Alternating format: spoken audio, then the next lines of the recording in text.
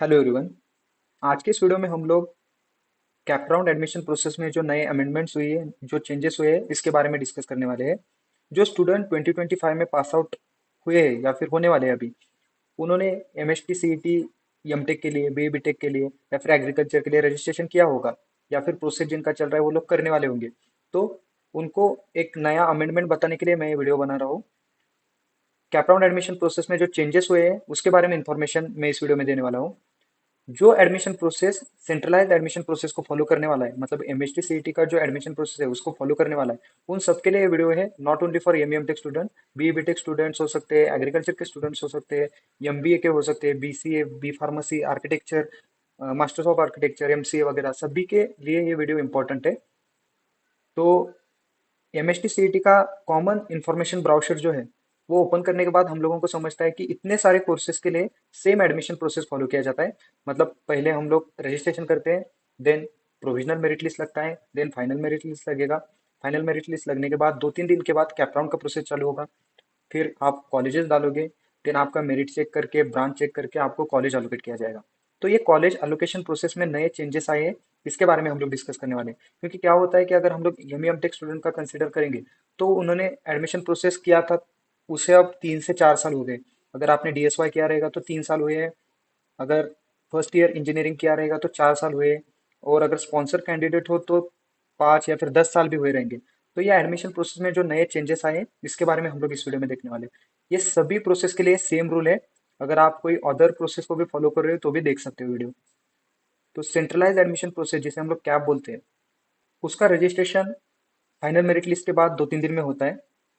इस साल से कैप राउंड के 4 राउंड होने वाले हैं, और 5वां राउंड जो रहेगा वो इंस्टीट्यूट लेवल या फिर स्पॉट राउंड जिसे हम लोग बोलते हैं, वो रहने वाला है। कोविड के टाइम पे 2 राउंड ही होते थे, उसके पहले 3 राउंड होते थे, अभी 4 राउंड होने वाले हैं। तो इस 4 राउंड के लिए कुछ अलग रूल्स बनाए गए हैं। तो हम लोग देखते हैं कि वो क्या रूल्स हैं। तो अभी हम लोग सेंट्रलाइज एडमिशन प्रोसेस पे जाएंगे। तो इनविटेशन ऑफ एप्लीकेशन फॉर्म, मतलब आपका फाइनल मेरिट लिस्ट जब लगेगा तब आप ये फॉर्म फिल करना स्टार्ट कर सकते हो। तो सेंट्रलाइज एडमिशन प्रोसेस के लिए आपको कॉलेजेस डालना पड़ता है। जब आप कैपराउन के थ्रू कॉलेजेस डालते हो तो उसके बाद आपको कॉलेज एलोकेट होता है। तो कॉलेज एलोकेट होने के बाद आपको 1000 रुपीज़ फी हो सकता है, फिर 800 रुपीज़ फी हो सकता है, या फिर अगर कुछ अदर कैटेगरीज हो तो उस हिसाब से आपको फी पे करना पड़ता है सीट एक्सेप्टेंस के लिए। तो ये तो आपको पता ही है कि कोई भी कॉलेज लगे तो आपको अगर बेटरमेंट करना है, फ्रीज करना है, फिर फ्लोट करना है, जो भी ऑप्शन होता है उस हिसाब से आप कर सकते हो। अगर इग्नोर करना है तो वो कैप राउंड इग्नोर भी कर सकते हो। तो उसके रिगार्डिंग जो नए रूल्स है, तो अभी इतना बड़ा इंफॉर्मेशन ब्राउचर कोई रीड करते नहीं बैठता है। आपको पता ही रहेगा कि आप मैक्सिमम 300 चॉइसेस डाल सकते हो। एक कॉलेज में अलग अलग ब्रांचेस है, तो भी अलग अलग ब्रांचेस डाल सकते हो। अगर आप सीईटी से बिलोंग करते हो, मतलब सीईटी का एग्जाम देने के बाद अगर एडमिशन प्रोसेस को देख रहे हो, तो आपको एन नंबर ऑफ ब्रांचेस डाल सकते हो कॉलेज के। गेट के बाद अगर देख रहे हो तो पर्टिकुलर ब्रांच हो सकता है। अगर आप सिविल के हो तो सिविल के रिलेटेड डाल सकते हो, कंप्यूटर के हो तो कंप्यूटर के रिलेटेड डाल सकते हो। ऐसा होता है। तो 300 चॉइसेस आप डाल सकते हो। महाराष्ट्र में उतने कॉलेजेस होते हैं, हर कॉलेज में 2-2, 3-3, 5-5, 10-10 ब्रांचेस भी होते हैं। तो इस हिसाब से आप डाल सकते हो। एवीएम टेक स्टूडेंट्स के लिए थोड़े से ब्रांचेस कम होते हैं, मतलब उनको पर्टिकुलर फील्ड में ही स्पेशलाइजेशन करना पड़ता है। इलेक्ट्रिकल के हो तो उसके 3-4 ब्रांचेस होते हैं, कंप्यूटर होगा तो उसके 4-5 ब्रांचेस होते हैं, सिविल का होगा तो उसके 5-6 ब्रांचेस होते हैं। तो ऐसा ही होता है। लेकिन अगर आप 12th के बाद ट्राई कर रहे हो तो एन नंबर ऑफ ब्रांचेस होते हैं, आप किसी भी ब्रांच के लिए अप्लाई कर सकते हो। तो 300 कॉलेजेस आप आपके ऑप्शन फॉर्म में डाल सकते हो। कैप एडमिशन प्रोसेस का फर्स्ट राउंड जब आएगा, मतलब उसका अनाउंसमेंट जब होगा, तब आपको कॉलेजेस डालने हैं। देन उसके 2-3 दिन बाद आपको कॉलेज अलॉटमेंट होगा, और उसके 2-3 दिन के बाद आपको कॉलेज विजिट करके आपका डॉक्यूमेंट सबमिट या फिर वेरिफिकेशन करना होता है। ये सब बेसिक इन्फॉर्मेशन है, यहाँ तक तो आपको सब पता था। लेकिन इस साल से जो नए रूल्स आए, मतलब 4 राउंड होने वाले, ये नया रूल है। देन राउंड के बाद, हर राउंड के बाद एक ऑटो फ्रीजिंग का भी कंसेप्ट नया इंट्रोड्यूस हुआ है। तो मैंने इतना बड़ा इंफॉर्मेशन छोटे से पीडीएफ में कन्वर्ट किया है। उसको देख के आपको समझ जाएगा कि क्या है। इतना बड़ा इंफॉर्मेशन ब्राउचर रीड करने की कोई जरूरत नहीं है। मतलब सब इंफॉर्मेशन है इसमें, अगर रीड करते हो तो आपको कंप्लीट नॉलेज आएगा। लेकिन इतना टाइम हमारे पास नहीं है, तो मैं डायरेक्ट जो मैंने पीडीएफ बनाया है उसके साथ ही आपको एक्सप्लेन करता हूँ कि अगर आपका फाइनल मेरिट लिस्ट में नाम है तो ही आप कैप राउंड के लिए अप्लाई कर सकते हो। मतलब अगर कोई राउंड स्किप भी होता है तो भी चलता है, but mostly first and second round skip कभी मत करो, क्योंकि कॉलेजेस के जो मेन सीट्स होते हैं, ओपन के या फिर वैकेंट सीट जो होते हैं, वो फर्स्ट एंड सेकंड राउंड में ही फिल हो जाते हैं। देन कैटेगरी के कोई कोई सीट या फिर डिफेंस के सीट्स या फिर पीडब्ल्यूडी के सीट ही ब्लैंक रहते हैं। तो आपको फर्स्ट एंड सेकंड राउंड कभी मिस नहीं करना चाहिए। थर्ड मिस हुआ तो भी चलता है। अभी इस साल से फोर्थ राउंड भी आया है, तो हम लोग देखते हैं। तो कैप राउंड वन के बाद आप जो लिस्ट डालोगे कॉलेजेस का, ये नंबर ऑफ कॉलेजेस हो सकते हैं लिस्ट में, 300 मैक्सिमम रहता है। तो ऐसा हम लोग बोल के चलते हैं कि आपने 300 नहीं डाला है लेकिन 30 डाले हैं कॉलेजेस, और हर कॉलेज का कंप्यूटर ब्रांच डाला है। XYZ हो सकता है, COEP हो सकता है, VJTI हो सकता है। अगर आप एमटेक स्टूडेंट हो तो COEP का अलग प्रोसेस है, तो इसको इग्नोर कर दो। VJTI से हम लोग चालू करते हैं। आपने पहले VJTI डाला, देन कराड़ गवर्नमेंट डाला, छत्रपति संभाजी नगर वाला गवर्नमेंट डाला, देन नागपुर वाला गवर्नमेंट डाला। ऐसे बहुत सारे कॉलेजेस है, उसके हिसाब से आप गए नीचे नीचे, चंद्रपुर का गवर्नमेंट डाला। देन दो तीन प्राइवेट कॉलेजेस भी डाले, XYZ नाम का प्राइवेट कॉलेज डाला, देन ABC नाम का प्राइवेट कॉलेज डाला। तो ऐसा आपका 30 कॉलेजेस का लिस्ट बन गया। देन ऐसा समझो कि आपको अच्छे मार्क्स है और आपको पहला ही VJTI ही अलोकेट होता है, तो आपको ऑटो फ्रीज हो जाएगा, आपको वही कॉलेज लेना पड़ेगा। आप सेकेंड राउंड के लिए अलाउड नहीं हो। You must accept the seat, no further round allowed. You cannot participate in further CAP rounds. मतलब अगर आपको पहला ही सीट लगता है पहले ही कैप राउंड में, फर्स्ट राउंड में फर्स्ट सीट अगर लगता है, तो आपको वही फ्रीज करना पड़ेगा। ये तो बेसिक रूल है, हर कैप राउंड प्रोसेस के लिए यूज किया जाता है। मतलब कोई भी कैप राउंड का प्रोसेस हो, पहले जब आपने फॉर्म फिल किया था इंजीनियरिंग एडमिशन के लिए, या फिर नए जो स्टूडेंट्स फॉर्म फिल करने वाले हैं, उनको पता ही रहेगा कि फर्स्ट प्रेफरेंस जो होता है वो ऑटो फ्रीज होता है। मतलब अगर आपको फर्स्ट प्रेफरेंस मिल गया तो ऑटो फ्रीज हो जाएगा, उसके बाद आप कैप राउंड प्रोसेस के लिए अलाउड नहीं हो। ये तो पुराना ही रूल है, इसमें कुछ चेंजेस नहीं। नए रूल कहाँ पे है, देखते हैं कैप राउंड 2 में। अभी समझो जो XYZ बच्चा था उसको XYZ कॉलेज ही लगा, मतलब ये कॉलेज था उसका 29th नंबर पे, तो अभी वो बोल रहा है कि मुझे बेटरमेंट चाहिए। तो ऐसा भी होता है कि ये सीट फ्रीज करके वो बेटरमेंट कर सकता है और नई लिस्ट अपडेट कर सकता है। तो इसके ऊपर वो n नंबर ऑफ कॉलेज फिर से ऐड कर सकता है, लेकिन उसका जो एट द nth प्लेस जो कॉलेज रहेगा वो XYZ ही रहेगा। मतलब ऐसा समझो कि VJTI से लेके छत्रपति संभाजी नगर, कराड़, चंद्रपुर, नागपुर ऐसे कॉलेजेस वापस उसने डाले, लेकिन एंड में ऑटोमेटिकली XYZ आएगा क्योंकि उसने वो फिक्स किया या फिर वो सीट कंफर्म किया। उसने वो सीट अगर छोड़ दिया है, मतलब वहां पे सीट एक्सेप्टेंस फी नहीं भरा है एक बार, तो वो भी कॉलेज उसका चला जाएगा, वो फ्रेश कॉलेज अलॉटमेंट के लिए रेडी हो जाएगा। तो अभी हम लोग देखते हैं कि नया रूल जो आया है, if you are allotted within your top 3 preferences, it is auto freeze. अभी हम लोग कैप राउंड 2 के लिए देख रहे हैं। ये नया रूल है, मतलब पहले ऐसा नहीं था। पहले क्या किया जाता था, कैप राउंड 1 के लिए फर्स्ट प्रेफरेंस, कैप राउंड 2 के लिए फर्स्ट प्रेफरेंस, कैप राउंड 3 के लिए फर्स्ट प्रेफरेंस। अगर लगता है तो ऑटो फ्रीज हो जाएगा। लेकिन इस साल से क्या किया है, पहले राउंड के लिए पहला प्रेफरेंस, सेकेंड राउंड के लिए टॉप 3 प्रेफरेंसेस। मतलब ऐसा समझो कि VJTI भी डाला था, अ, छत्रपति संभाजीनगर वाला गवर्नमेंट डाला था, देन कराड़ वाला गवर्नमेंट डाला था, देन वॉलचंद कॉलेज डाला था, और इन तीनों में से उसको एक लगाए। मतलब छत्रपति संभाजीनगर या फिर कराड़ में से एक कोई तो कॉलेज उसको लगाए, तो ये ऑटो फ्रीज हो जाएगा। उसका नाम अगले वाले राउंड से निकाल दिया जाएगा। उसको उसी कॉलेज में विजिट करके 2-3 दिन में डॉक्यूमेंट सबमिट करके, फीस सबमिट करके, जो उस कॉलेज का प्रोसेस है वो कंप्लीट करना पड़ेगा। तो अभी आपको समझा रहेगा कि क्या करना है, कि अगर पहले राउंड में आपको पहला लगता है तो ऑटो फ्रीज, दूसरे राउंड में टॉप 3 में से कोई भी लगता है ऑटो फ्रीज हो जाएगा, आपका प्रोसेस वहां से बंद हो जाएगा। लेकिन ऐसा समझो कि मेरा गेट स्कोर बहुत कम है या फिर मेरा CT स्कोर बहुत कम है, वापस मुझे एक कॉलेज लगा, उसका नाम था MNQ। XYZ से बढ़िया है लेकिन MNQ लगा है। नंबर था उसका 18 नंबर पे कुछ तो था, वो लग चुका है।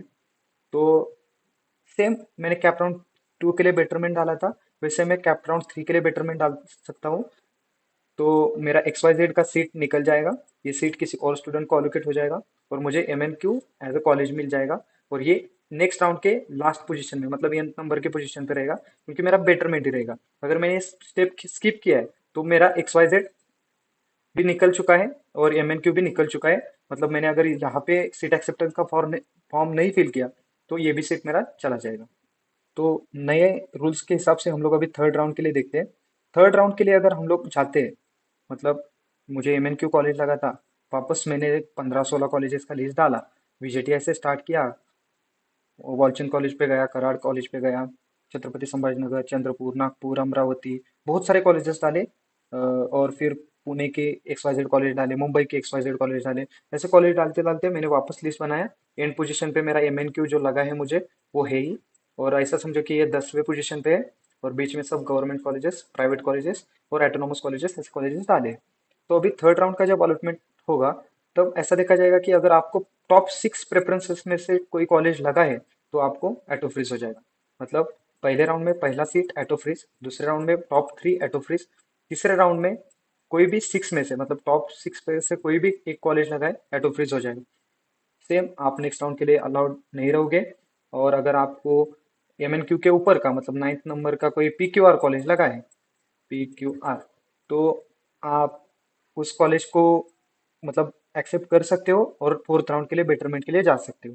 अभी बेसिक आपको समझा, first round first preference, second round top 3 preferences and third round top 6 preferences. इसमें से कुछ भी लगा एटोफिस हो जाएगा। अभी फोर्थ राउंड का रूल नया है, मतलब हम लोग देखते हैं क्या है वो रूल। अभी फोर्थ राउंड के लिए अगर हम लोग जाते हैं, मतलब मुझे, आपको पता है कि MNQ कॉलेज लगा था और उसमें मैंने अपडेट लिया थर्ड राउंड में, तो मुझे PQR कॉलेज लगा। तो PQR कॉलेज भी मुझे पसंद नहीं है। अभी क्या कर सकते हैं, लेना ही पड़ेगा, ऐसा हो रहा है। तो मैंने वापस फोर्थ राउंड के लिए वापस लिस्ट अपडेट किया, VGTI से लेके पॉलचन, कराड़ और कुछ तो कॉलेजेस डाले और एक एक्स्ट्रा कॉलेज ऐड कर दिया, जो है ऐसा समझो कि वापस उसका नाम हम लोग XYZ कंसिडर करते हैं, WXYZ कंसिडर करते हैं, इसको ऊपर डाला। तो फिर से काउंटर सफल हो गया, सब देखा गया, मेरिट देखा गया और मुझे WXYZ कॉलेज लगा। तो फोर्थ राउंड का जो अलॉटमेंट है वो फाइनल है, उसके बाद कुछ अपडेट नहीं होगा। Fourth round is a final, जो आपको कॉलेज मिला है वही कॉलेज आपको पकड़ना है और या फिर उसी कॉलेज में आपका डिग्री कंप्लीट करना है। तो आपको समझा रहेगा कि any allotment made in this round is a final, no further rounds, no betterment possible. और कभी कभी ऐसा भी हो सकता है कि किसी इंस्टीट्यूट में कोई सीट वैकेंट है, मतलब ऐसा समझो कि इलेक्ट्रिकल के 2 सीट्स खाली है, कंप्यूटर के 1 सीट खाली है, इलेक्ट्रिकल और इलेक्ट्रॉनिक्स के 3 सीट्स खाली है। तो ऐसे कोई भी ब्रांच की कोई तो सीट खाली है और आपको उस कॉलेज में जाना है, तो आप स्पॉट राउंड के लिए जा सकते हो उस कॉलेज में। लेकिन इस कॉलेज से आपको सिर्फ वो छोटे मोटे जो डॉक्यूमेंट्स आपने वहाँ पे सबमिट किए हैं या फिर फी जो सबमिट किया है उसमें से कुछ पार्ट कट करके मिलेगा, अगर आपको ये कॉलेज लगता है तो। मतलब स्पॉट राउंड का प्रोसेस, अगर किसी कॉलेज में वैकेंट सीट है तो ही स्पॉट राउंड होता है, या फिर आपने कुछ मैनेजमेंट का झोल किया तो भी हो सकता है, या फिर इंस्टीट्यूट लेवल पे कुछ आपकी पहचान है या फिर आपको बोल रहे हैं कि दे सकते हैं, या फिर उसके इंटरव्यू वगैरह हुए तो वो आपको मिल सकता है। तो आपको कैप राउंड के नए रूल समझ गए होंगे। बेसिक रूल है, बेसिक फॉर्मूला है, एंड में आपको बताता हूँ। First round first preference, second round top 3 preferences, third round top 6 preferences, auto freeze हो जाएगा। और फोर्थ राउंड में कोई भी कॉलेज लगे n नंबर में से ऑटो फ्रीज हो जाएगा, आपको लेना ही पड़ेगा। तो इस हिसाब से आपको कैप राउंड के नए रूल के बारे में बताने के लिए मैंने ये वीडियो बनाई है। एंड में अगर आपको जिस लेना है तो ऐसा समझ सकते हो कि अगर ये चाहिए आपको PDF, तो मैं आपके व्हाट्सएप कम्युनिटी पे या फिर जो ड्राइव लिंक है उस पर अपलोड कर सकता हूँ। इसमें आपको इजीली समझ जाएगा कि CAP round 1 first preference auto freeze है, auto freeze can participate further, no, अगर एटोफ्रीज हुआ है तो नो।